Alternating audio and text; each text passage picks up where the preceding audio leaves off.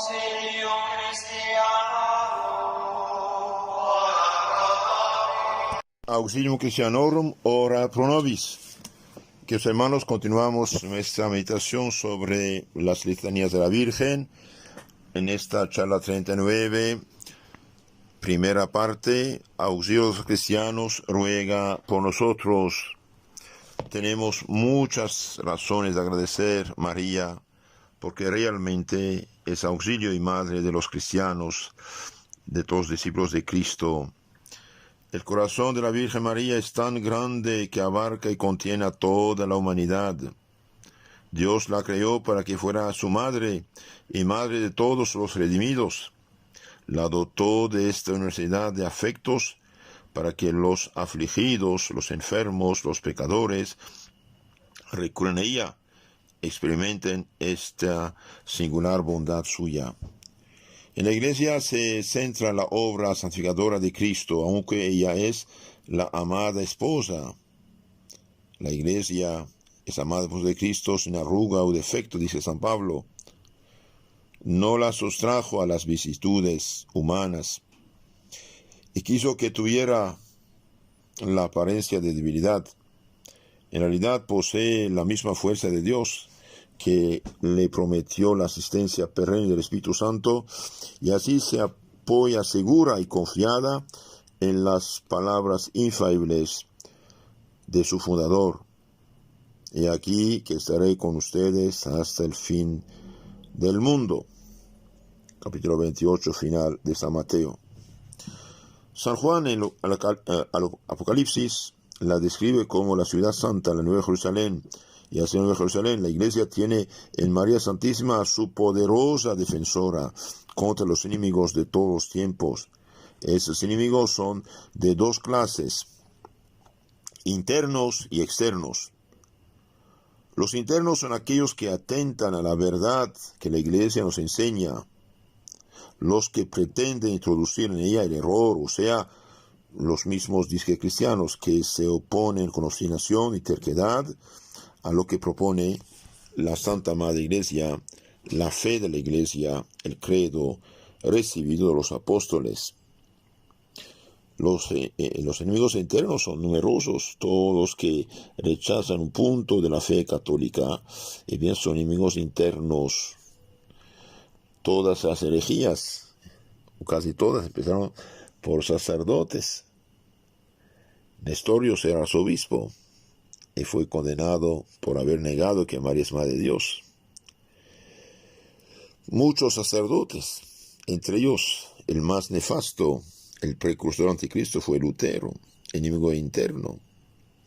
Y los malos sacerdotes que siguieron Lutero arrancaron la Iglesia Madre pueblos enteros, ellos y los políticos avariciosos que los apoyaron. Hoy todos que niegan la fe, la moral de la Iglesia, falsifican su liturgia, falsifican su fe. Los que quieren dar la comunión, por ejemplo, a gente que está en pecado mortal y no puede recibirla. Estos son enemigos internos. Todos los que relativizan la fe de la Iglesia, todos los que ponen en duda la fe de la Iglesia, son enemigos de la Iglesia. Ese es un desastre. ¿Y quiénes son los enemigos externos? Los enemigos externos son los que, no perteneciendo a la Iglesia, la atacan y pretenden destruir la fe de sus miembros, que son el cuerpo místico de Cristo. Todos los enemigos, todos los no cristianos, todas las sociedades secretas, todos los ateos o discateos, todos los que rechazan la fe. Y durante siglos, pueblos enteros querían dominar a los pueblos cristianos. Por ejemplo, los turcos musulmanes, los árabes, durante siglos atacaron pueblos enteros cristianos y quitaron todo el Medio Oriente a la Iglesia, todo el Medio Oriente, Egipto, África del Norte, Turquía, Siria, Líbano, Jordania, Palestina, Turquía, Irak, todo eran naciones cristianas. Todos fueron arrancadas a la Iglesia. Hoy casi no queda nada. También las persecuciones comunistas, las persecuciones masónicas. Por ejemplo, en Rusia, ¿cuánta persecución hubo? ¿Cuántos millones murieron? De estas consideraciones sobre el glorioso título de auxilio a los cristianos, debemos sacar dos importantes enseñanzas para normar nuestra vida cristiana. Ante todo, un filial amor a la Santa Iglesia y a su jerarquía sagrada, el amor de todos los católicos que centra en la Iglesia, en el Papa, en los obispos, en la asistencia perenne de Jesucristo, en la poderosa protección de María. Tenemos una fuerza superior que nos consuela y alienta. Otra enseñanza más necesaria hoy que nunca surge de la maternidad universal de María, auxiliadora, que es el deber que tenemos de extender la caridad cristiana con la que nos debemos amar unos a otros, como Dios nos ama, sin distinción alguna, sin olvidar que es contrario a la caridad levantar barreras de odio, rencor, incomprensión. También es falta de caridad dejar a la gente en el error. Sí, es falta de caridad dejar a la gente en el error. Por ejemplo, decir que cada quien se salva donde quiera que esté, esta es mentira, no es justo. María es nuestra madre y quiere salvar a sus hijos. Oh Madre Santísima, que en tus entrañas maternales acoges a toda la humanidad y que a todos socorres en sus necesidades, alcánzanos de tu divino Hijo esta universal caridad, así como la fidelidad a la Santa Iglesia Católica, fundada con la sangre de Jesucristo, que es también tu sangre. Auxilio de los cristianos, ruega por nosotros. Queridos hermanos, después de esta introducción, ahora veamos por qué María es auxilio de los cristianos y cómo ella colaboró con la Iglesia y con los cristianos católicos para proteger los pueblos cristianos de los ataques de los musulmanes y también del protestantismo. La Virgen María, auxilio de los cristianos, dijimos, siempre fue María poderosa, auxilio de los cristianos. Cuando decimos cristianos, son los cristianos católicos, es decir, la Iglesia es una santa católica, es decir, cristiana universal. Hoy hasta nos robaron el título de cristiano unos pobres perdidos hijos de Lutero. Nadie es cristiano de veras si no es católico. María siempre fue auxilio de los cristianos. Lo fue para aquellos con quienes vivió aquí en la tierra. Desde que subió a los cielos hasta nuestros últimos tiempos, no cesó de auxiliar a los cristianos en toda necesidad, siendo por ella nuestra más firme esperanza. Con razón la llamó San Epifanio baluarte firmísimo de los cristianos. Defensa, protección. Ella fue en todo tiempo la principal defensa de la Iglesia en sus mayores peligros. Y todas las pasadas generaciones nos dejaron innumerables monumentos con que quisieron mostrar su gratitud por tan poderoso y eficaz patrocinio. En su bula Ineffabilis, 2F, Ineffabilis, la llama el Papa Pío IX, segurísimo refugio y fidelísima auxiliadora de cuantos se hallan en peligro, tal que no haya lugar a temor ni desesperación bajo su guía y auspicio, su favor y su defensa. Estas frases las hace también San Pío X en su bula Ad Diem Illud del 2 de febrero de 1904. Entonces, María es segurísimo refugio y fidelísima auxiliadora de cuantos se hallan en peligro, tal que no haya lugar a temor ni desesperación bajo su guía y auspicio, su favor y su defensa. Pero vamos a considerar cómo fue María auxilio de los cristianos en sus luchas contra los enemigos de su fe. Auxilio constante, poderoso, universal, contra la fuerza de las armas, contra las violencias del poder público, contra las persecuciones, contra todas las borrascas que el infierno pueda suscitar a la Iglesia de Dios sobre la tierra. y que tienden a retardar sus preciosas conquistas, a disminuir el número de los fieles y a arrastrar a la perdición a una muchedumbre de almas. Por las muchas insignes victorias que por ella lograron los cristianos, cuenta también entre sus gloriosos títulos el de Nuestra Señora de las Victorias. Nadie puede ignorar cómo María enaltece el valor. María enaltece el valor. Las órdenes religiosas militares consagradas a ella lo testifican, y las muchas batallas ganadas por su patrocinio. Los caballeros, en lo más recio de la pelea, suspendían muchas veces el golpe mortífero para dirigir alguna súplica a Nuestra Señora o hacer algún voto. Enseguida estrechaban contra su pecho la medalla sagrada o el escapulario protector, y cuando de su fe nuevo brillo, y sacando de su fe nuevo brillo, se arrojaban contra los enemigos y los arrollaban como un vendaval. ¿Qué pasó en la reconquista de la tierra española? Ustedes saben que España quedó casi unos 8 siglos bajo poder musulmán, y kilómetro por kilómetro tuvo que ser liberado. Comenzó, como sabemos, la reconquista de España en favor de la fe católica y mariana.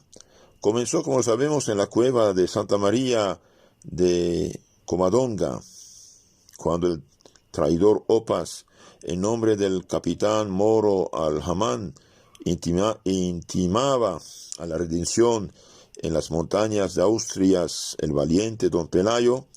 Este invicto caudillo, después de echarle en cara sus delitos y traición, resiste la entrega diciendo: fuimos otros sí en la Virgen Santa María, su madre, y seremos salvos y libres por el su ruego de ella, y a ella ayúdanos, porque es madre de piedad y de misericordia. Creemos que con estos pocos que aquí somos, que cobraremos toda la gente de los godos que es perdida, y así como de los granos pocos se sacan grandes mieses, así de pocos que fincamos, somos, se multiplicarán muchos bienes con la ayuda de Dios. Y rogaron todos de corazón a la Virgen María que los ayudase y tuviese piedad de ellos y de la cristiandad. Los queridos hermanos, casi España totalmente perdida, unos pocos quedan y ponen su confianza en Dios y en la Virgen y pelean y finalmente ganaron. Lo que después sucedió es de todos conocido. Se dio la batalla. Muchos eran los moros, los árabes, musulmanes, muy pocos los cristianos. Mas los dardos y piedras lanzadas por los hijos de Mahoma, al chocar contra la roca de la cueva santa, volvían violentos a clavarse en el pecho de los que las tiraban. Desde la cima de la montaña, los valientes guerreros cristianos lanzaban sobre el enemigo peñascos y troncos de árboles. El cielo les favorece con sus rayos y centellas. El capitán católico Pelayo sale de la cueva con un puñado de los suyos al grito de Santo de María, y lograron destruir el ejército morisco, matando a 20,000 y poniendo en fuga a los demás. Al pie del peñasco de la cueva erigió don Pelayo un monasterio con el título de Nuestra Señora de Covadonga, y en la misma cueva está su riquísimo santuario. Que, hermanos, cuando hay guerra, uno tiene que defenderse, y la legítima defensa no es pecado, es necesidad. Dejarse matar por unos bárbaros que quieren matarnos no es cristiano esto. De Coadanga bajó don Pelayo a León y la tomó, entrando en ella con la imagen de María para colocarla en el templo, que antes de la entrada de los moros le había estado consagrado. Cerca de Oña dejó muertos en el campo de batalla 7,000 mahometanos y edificó ahí mismo una iglesia de la Virgen, que después vino a llamarse Nuestra Señora de Encinías, y otra en Regodos, lugar que significa de los reyes godos. Más arriba de León destrozó otro ejército enemigo. Como iban con él entonces 5 obispos, consagraron aquel campo y mandó levantar una iglesia que se llamó Nuestra Señora de Campo Sagrado, en la que se conservaron durante muchos siglos las banderas tomadas a los enemigos. El primer conde de Castilla, Fernán González, llamaba a sus soldados a las armas, mostrándoles la imagen de la Virgen María que les iba abandonando. Y al verla, levantaron todos la voz diciendo: en el nombre de Santa María y Santiago, Castilla, Castilla. El pánico desconcertó a la morisma, a los musulmanes. Los moros muertos fueron tantos que no se podían revolver los jinetes cristianos.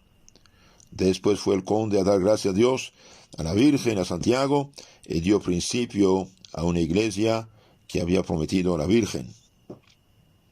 Alfonso el Casto, con otro capitán.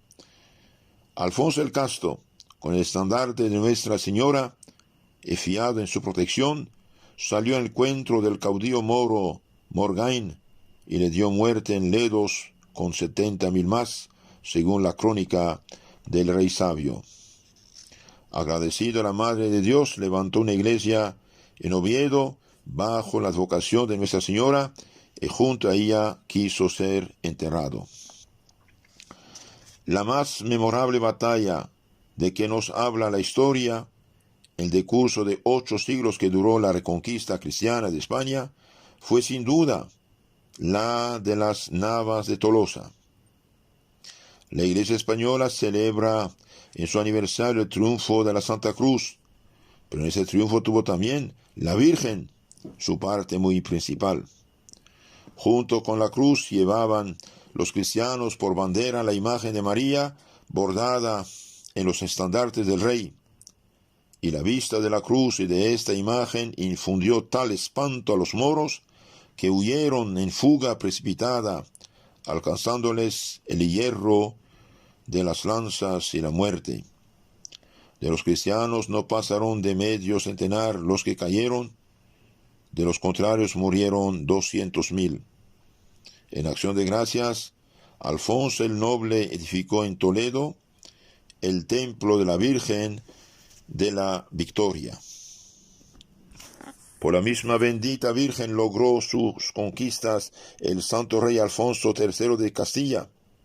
Siempre le fue muy devoto.